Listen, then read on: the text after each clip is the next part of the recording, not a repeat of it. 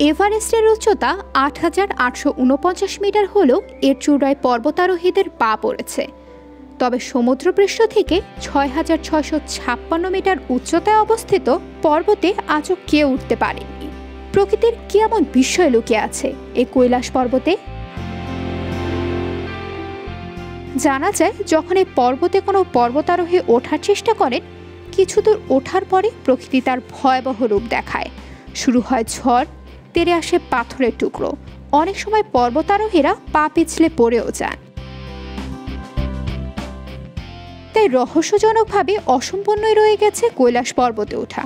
কিন্তু কেন পর্বতারোহীর চূড়ায় আজ উঠতে পারেনি, সেই প্রশ্ন অনেকের মনে। গ্রানাইট ও চুনাপাথরের তৈরি যে পর্বতের পাদদেশে শুয়ে আছে রাক্ষসতাল হ্রদ ও মানস রোবর, ২২,০২৮ ফুট উচ্চতা নিয়ে তিব্বতের পশ্চিম প্রান্তে পিরামিডের মতো দাঁড়িয়ে আছে কৈলাস পর্বত। হিন্দু, বৌদ্ধ, জৈন ও বৌদ্ধ ধর্মাবলম্বী মানুষদের কাছে অত্যন্ত পবিত্র এই কৈলাস। এখন জন্ম সনদ দিয়ে খোলো বিকাশ স্টুডেন্ট অ্যাকাউন্ট। নিজের বিকাশ নিজে কর। এ পর্যন্ত যারা কৈলাস পর্বতে ওঠার চেষ্টা করেছেন, তাদের সঙ্গে ঘটেছে অতিপ্রাকৃত ঘটনা। কিছুক্ষণ পরে শরীরের অঙ্গ প্রত্যঙ্গ কাজ করা বন্ধ করে দেয়। অকাল পার্থক্য চলে আসে পর্বতারোহীর শরীরে। এমনকি মাথার চুল ও হাতের নখ বাড়তে থাকে দ্রুত গতিতে। প্রচলিত আছে এমন কথাও, সাধারণত মানুষের নখ চুল যে হারে বাড়ে, কৈলাস পাহাড়ে নাকি অন্তত ১২ ঘন্টা কাটালে এই বৃদ্ধির হার দ্বিগুণ হয়ে যায়।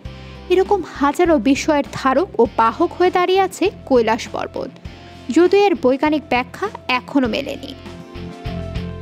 ৪টি নদী দ্বারা বেষ্টিত কৈলাস পর্বতকে দেখলে পিরামিড মনে হয়।